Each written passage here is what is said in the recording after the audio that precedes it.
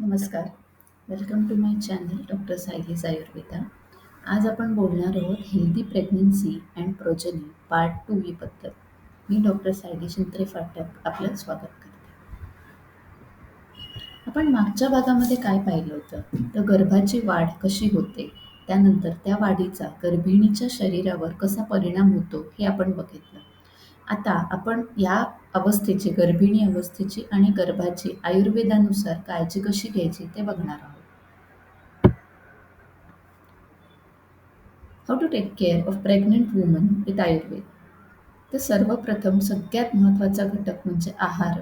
कारण की गर्भाचं पोषण हे गर्भिणीच्या आहारावर म्हणजे प्रेग्नंट बाईच्या आहारावर अवलंबून आहे. तर हाऊ शुड हर डाएट बी? तिचं डाएट कसं असलं पाहिजे, आहार कसा असला पाहिजे. It should be rich in nutrients, वेगवेगळी पोषण तत्व मूल्य त्यामध्ये असली पाहिजे. जसं की वेगवेगळे विटॅमिन्स आहेत, कॅल्शियम, आयर्न, नंतर वेगवेगळे मिनरल्स जे गर्भाच्या वाढीसाठी आवश्यक आहेत ते सगळं असलेला आहार तिने घेतला पाहिजे. मग ह्यामध्ये सगळे होलसम फूड्स येतात, म्हणजे गहू, तांदूळ, न्यूट्रिएंट पॅक्ड एक फूड येतं ते असलं पाहिजे.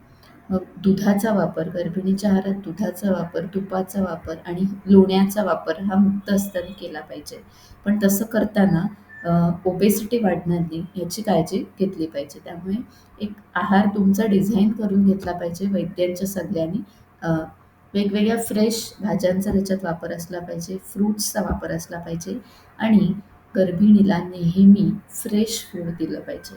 म्हणजे शिळं अन्न हे गर्भिणीसाठी वर्ज्य आहे. नवीन ताजं अन्न बनवून, ताजं बनवलेलं गरम गरम अन्न तिने नेहमी जेवायला पाहिजे. दुसरा महत्त्वाचा भाग म्हणजे विहार. आता यामध्ये गर्भिणी ही अशी अवस्था आहे की ज्याच्यामध्ये खूप जास्त व्यायाम करणं एक्सपेक्टेड नाही आहे किंवा खूप जास्त शरीरावर ताणही येऊ देणं एक्सपेक्टेड नाही आहे. पण अगदीच काहीच न करणं हे सुद्धा अपेक्षित नाही आहे. मग यावेळेस थोडासा व्यायाम, हलका व्यायाम हा नेहमी केला गेला पाहिजे आणि त्या जोडीला अभ्यंग, स्नेहनाचा वापर हा शरीरावरती व्हायला पाहिजे. मी मागच्या वेळेस तुम्हाला सांगितलं की गर्भिणी अवस्था ही वाताची अवस्था आहे. वाताची कारण की वाढीचं काय, वाढ असते. त्यामुळे वाताचा तिथे संबंध असतो आणि याकरता अभ्यंगाचा आपण नित्यनेमाने वापर केला पाहिजे. अभ्यंग म्हणजे मसाज नाही. पहिले हा एक गैरसमज डोक्यातनं काढून टाकावा. Gently rubbing of oil on the body म्हणजे काय की तेल हलक्या हाताने जिरवणं. Strictly no massage. कुठेही जोर न लावता, ताण येऊ न देता फक्त तेल हलक्या हाताने शरीरावर जिरवणं. स्पेसिफिकली कमरेच्या भागात, वेस्ट रिजनमध्ये आणि मेनली कोकोनट ऑइलचा, नारळाच्या तेलाचा जे सगळीकडे इझिली मिळतं, अशा गोष्टींचा वापर यावेळी केला गेला पाहिजे. सगळ्या गर्भिणी काही घरी आराम करत नसतात किंवा सगळ्या गर्भिणींना तेवढी सुट्टी मिळत नाही. त्या काम करत असतात. पण मी असं सांगेन, एक सजेस्ट करेन की रेस्ट व्हेनेव्हर पॉसिबल. मग तुम्ही तुमच्या डेस्कवरती 10 मिनिटं डोकं ठेवून बसलात खाली तरी चालू शकेल. पण तुम्हाला जेव्हा मिळेल तेव्हा आराम करून घ्या. Read good books. चांगल्या गोष्टी पाहणं, चांगल्या गोष्टी ऐकणं आणि चांगल्या गोष्टी बोलणं हे या अवस्थेत फार महत्त्वाचं आहे, कारण की त्याचा गर्भावर थेट परिणाम होतो. लिसन टू प्लीजंट म्युझिक. खूप चांगलं संगीत तुम्ही ऐका. त्याच्याने संगीताचा गर्भावर खूप चांगला इफेक्ट होतो. मी तुम्हाला 2-3 काही गाणी किंवा हे सजेस्टसुद्धा करेन किंवा इथे खाली तुम्हाला लिंक त्या डिस्क्रिप्शनमध्ये देईन. काही स्पेसिफिक राग त्या काळामध्ये ऐकणं फार महत्त्वाचं आहे. त्याच्याने आपलंही मानसिक आरोग्य चांगलं राहतं आणि बाळाचंही आरोग्य चांगलं राहतं. योग हा एक्सपर्ट माणसाच्याच गायडन्सखाली केला पाहिजे. तज्ज्ञांकडून समजून घेऊन मग केला पाहिजे. उठसूट सगळी आसनं या अवस्थेत अलाउड नाही आहेत. पोटावर ताण येईल, कमरेवर किंवा खाली ओटीपोटावर ताण येईल अशी कुठलीच आसनं या अवस्थेमध्ये अलाउड नाही आहेत. त्यामुळे तज्ज्ञांच्या मार्गदर्शनाखालीच योग केला गेला पाहिजे. तसंच प्राणायाम हाही तज्ज्ञ व्यक्तीच्या गायडन्सखालीच केला गेला पाहिजे. गर्भसंस्काराकरता वेगवेगळ्या हल्ली लोकांकडे, भरपूर लोकांकडे गर्भसंस्काराचे पॅकेजेस उपलब्ध आहेत. पण मला एक चांगला सजेस्ट करावासा वाटतो तो म्हणजे जीवनविद्या मिशनचा एक गर्भसंस्कार कोर्स आहे, जो फ्री आहे, जो सगळ्यांसाठी आहे आणि ऑनलाईन आहे. तो तुमच्या पेसने, तुमच्या वेळेत तुम्ही करू शकता. सो मला एक तो चांगला वाटला. मी स्वतः तो केला होता, त्यामुळे मी तो दुसऱ्या कोणालाही सजेस्ट करू शकते. तर गर्भसंस्कारांचा या अवस्थेमध्ये चांगला फायदा होतो. आता आपण महत्त्वाच्या पार्टकडे येऊया, की गर्भिणी अवस्थाच अशी असते, की चिंता या काळामध्ये लागून राहिलेली असते मनाला, की मी माझं बाळ योग्य असेल ना, बाबा ठीक असेल ना, काही प्रॉब्लेम नाही ना, व्यवस्थित आहे ना, ही आईच्या मनामध्ये एक सुप्त चिंता असते आणि याला खतपाणी घालणारे आजूबाजूचे व्यक्ती किंवा भेटायला येणारी लोकही असतात. आमच्या वेळेस ना असं झालं होतं किंवा अरे अमक्या अमक्याचं ना असं झालं. असं करून त्या बाईला मानसिक ताण देणं योग्य आहे का? तर मी सगळ्याच बायकांकरता किंवा प्रेग्नंट लेडीजकरता हे एक टेस्ट ॲडवाइस इन प्रेग्नन्सी थोडक्यात सांगणार आहे. म्हणजे तुमचं जे एक मनात अँक्झायटी असते, की एवढ्या टेस्ट बाबा का सांगितल्यात किंवा हे सगळं कशासाठी आहे, ती तुमची अँक्झायटी दूर होईल. तर आता ट्रायमेस्टर वाईज वेगवेगळ्या टेस्ट अवेलेबल आहेत. त्या कुठल्या-कुठल्या करतात आणि का करतात, हे तुम्हाला मी थोडक्यात सांगते. सर्वप्रथम बीटा एच-सी-जी ही सरसकट सगळ्यांना सांगितली जात नाही. ही प्रेग्नन्सी कन्फर्म करण्यासाठीची रक्त चाचणी, ब्लड टेस्ट आहे. जनरली युरिन किट जे घरगुती घरी तुम्ही करता, टेस्ट करता, ती जर पॉझिटिव्ह असेल, तर ही बीटा एच-सी-जी करायची गरज नसते. पण ज्यांना घरीची युरिन प्रेग्नन्सी टेस्ट निगेटिव्ह येते आणि डाऊट वाटतो, पाळी आलेली नाही आहे किंवा एक शंका आहे, की प्रेग्नन्सी आहे का? त्यांच्याकरता ही कन्फर्मेटरी टेस्ट आहे, की प्रेग्नन्सी आहे. दुसऱ्या आता प्रेग्नन्सी हे कळल्यानंतरच्या टेस्टमध्ये अँटीनॅटल प्रोफाईल केली जाते. मग यामध्ये रक्ताचे सगळे घटक बघितले जातात. सगळ्या चाचण्या सी-बी-सी, कंप्लीट ब्लड काउंट, आईचा ब्लड ग्रुप, नंतर युरिन रूटीन. 2 महत्त्वाच्या चाचण्या म्हणजे एच-आय-व्हीसाठी टेस्ट केली जाते. याला सिरो टेस्ट म्हणतात आणि दुसरी एच-बी-एस-ए-जी म्हणजे हिपॅटायटिस बीची टेस्ट केली जाते. काही सेक्शुअली ट्रान्समिटेड डिसीज नाहीत ना, हे कन्फर्म केलं जातं. रुबेलाची टेस्ट केली जाते. या सरसकट चाचण्या केल्या पाहिजेत, त्या करणं गरजेचं आहे. म्हणजे त्या जर पॉझिटिव्ह किंवा काही असतील, तर त्याप्रमाणे पुढची ॲक्शन घेता येते. या व्यतिरिक्त ग्लुकोज फास्टिंग, डायबिटीस नाही ना किंवा प्रेग्नन्सीमुळे डायबिटीस नाही ना, हे बघितलं जातं. थायरॉईड नाही ना, हे बघितलं जातं. टी-एस-एच टेस्ट केली जाते. व्हिटॅमिन डीसाठी टेस्ट केली जाते.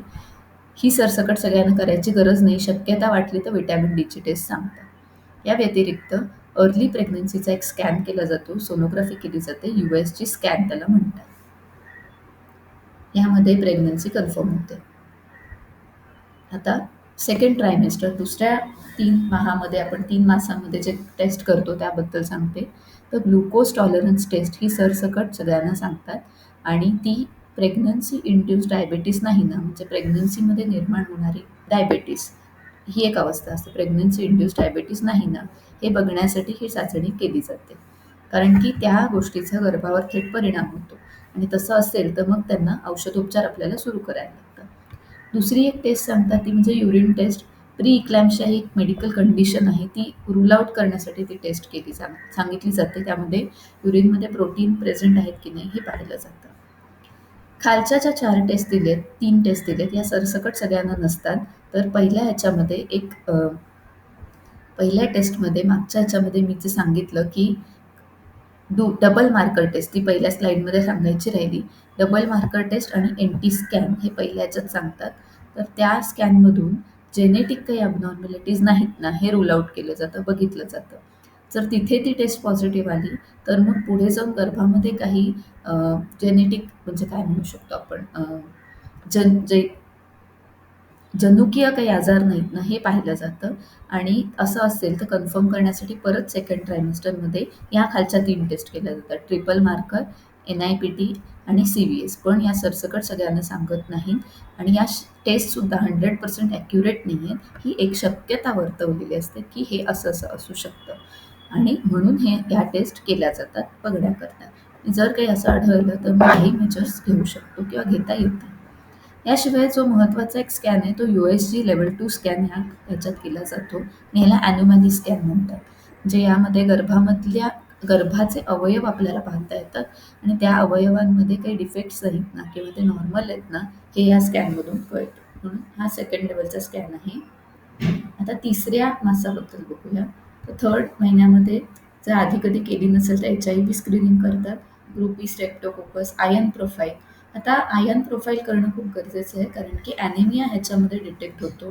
जर रक्तक्षयाकडे जाणारी संप्राप्ती असेल, रक्तक्षय असेल, HP कमी असेल, तर पुढे जाऊन जेव्हा प्रेग्नन्सी ॲक्च्युअली डिलिव्हरी होते 3ऱ्या महिन्यानंतर पूर्ण झाल्यानंतर, 3रा ट्रायमेस्टर संपल्यानंतर म्हणजे 9वा महिना पूर्ण झाल्यानंतर जेव्हा डिलिव्हरी होते त्यावेळेस त्याचा त्रास होऊ नये किंवा रक्ताची गरज लागेल तर त्याकरता तयारी म्हणून आयर्न प्रोफाईल केली जाते आणि गरज लागली तर आयर्नच्या सप्लिमेंट्स दिल्या जातात. आता काही कंडिशन्समध्ये फिटल डॉपलर टेस्ट करायला सांगतात. ह्यानी गर्भाचं हृदय कसं कार्य करतं हे कळतं फिटल डॉपलरमध्ये. कुणाकुणासाठी येतं ज्या गर्भिणींना बीपीचा त्रास डिटेक्ट आहे, हाय बीपी डिटेक्ट झालाय किंवा डायबिटीज डिटेक्ट झालाय, अशा गर्भिणीच्या गर्भाकडे रक्तपुरवठा योग्य होतोय की नाही किंवा गर्भाला रक्त व्यवस्थित मिळतंय की नाही हे त्या फिटल डॉपलरमधनं बघितलं जातं.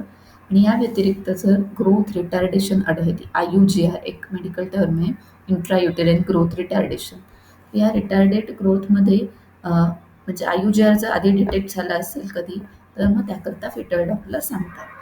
या व्यतिरिक्त जर ट्विन प्रेग्नन्सी असतील तर त्यामध्ये फिटल डॉपलर बघायला सांगतात.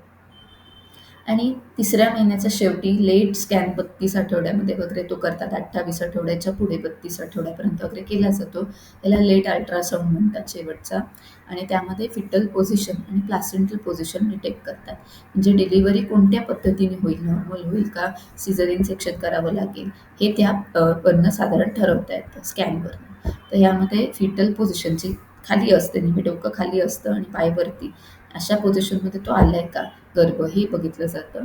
आणि प्लासेंटा कसा आहे म्हणजे अँटिरियरली आहे, कुठल्या समजा हा युटेरस आहे तर त्याच्या पुढच्या वॉलवर आहे, मागच्या वॉलवर चिकटलं आहे, तर त्याप्रमाणे तुमचे प्रेग्नन्सीकडून डिलिव्हरीचे मूड ठरवता येतात किंवा डिस्कस करता येतात. तर हे एक थोडक्यात मी तुम्हाला 3 ट्रायमेस्टरचे 9 महिन्यांचे वेगवेगळे चाचण्या सांगितल्या कशा करतात. मला एंड इकडे करायचं आहे, हेच सांगायचं आहे की प्रेग्नन्सी एक सुंदर अवस्था आहे. ती त्या आईसाठी एक फेज आहे. त्या आईने खूप छान ती एन्जॉय करायला हवी. मान्य आहे की प्रत्येकाच्या घरी साधारण वातावरण वेगळं असतं. प्रत्येकजण वेगवेगळ्या सोशो इकॉनॉमिक स्ट्रॅटामधून असतो. या व्यतिरिक्त प्रत्येकाच्या घरी थोड्याफार प्रमाणात, कमी अधिक प्रमाणात काही ना काही चालू असतं. तर त्या कुठल्याही गोष्टीचा आपल्या गर्भावर परिणाम होणार नाही ही काळजी त्या आईने घ्यावी. तिने आनंदी राहावं म्हणजे तो गर्भ आनंदी राहील. आणि एक गोंदवलेकर महाराजांचं मला एक वाक्य आठवतं की तुम्ही बाहेरची थंडी थांबवू शकत नाही पण स्वतः तर बंडी घालू शकता. तर आपल्याला मला वाटतं असं करायला हरकत नाही की इतर मानसिक त्रास कुठे, मग ऑफिसमध्ये असो, तुमच्या घरी असो, काहीही असो, पण आपण आपल्या गर्भासाठी आपण स्वतःभोवती एक बंडी निर्माण करायला हरकत नाही. म्हणजे आपली बाहेरच्या थंडीपासून संरक्षण होईल. म्हणून मी शेवटी फक्त एकच गोष्ट सांगेन, stay calm, stay composed in spite of anything happening in your surroundings. Because a strong mother creates a strong progeny. जर आई व्यवस्थित असेल, आई नीट असेल, मानसिकरित्या खंबीर असेल, तर गर्भसुद्धा खूप छान हेल्दी आणि मस्त निर्माण होतो, चांगला निर्माण होतो. म्हणून आपण स्वतःही काळजी घेतली पाहिजे. आता मी इथे थांबते. पुढच्या एका व्हिडिओमध्ये मी तुम्हाला डिलिव्हरीनंतर काय काळजी घ्यावी म्हणजे जी सुतिक अवस्था सांगितलेली आहे, त्याच्यामध्ये काय काळजी घेण्यात यावी याबद्दल सांगेन. यामध्ये आयुर्वेदाचा खूप मोठा रोल असतो कारण की ती वाताची अवस्था असते आणि त्या वाताच्या काळामध्ये आयुर्वेदाने खूप छान इफेक्ट्स होतात. तर ती माहिती मी तुम्हाला पुढच्या व्हिडिओमध्ये देईन. तुम्हाला आमचे व्हिडिओ हे कसे वाटतात, आवडतात का हे मला जरूर कळवा. माझा ईमेल ॲड्रेस मी सांगते, drsairlisayurveda@gmail.com. यूट्यूबवर हे आमचं चॅनल आहे, याला नक्की फॉलो करा. आवडत असेल तर लाईक करा, शेअर करा आणि सबस्क्राईब करा. आपण पुन्हा भेटूया. मी यापुढचा एक व्हिडिओ सांगणार आहे, तो म्हणजे 40शी नंतर घ्यायची काळजी, बायकांनी घ्यायची काळजी. हा व्हिडिओ मी तुम्हाला पुढच्या व्हिडिओमध्ये तुम्हाला याबद्दल सांगणार आहे. तोपर्यंत भेटूया. धन्यवाद.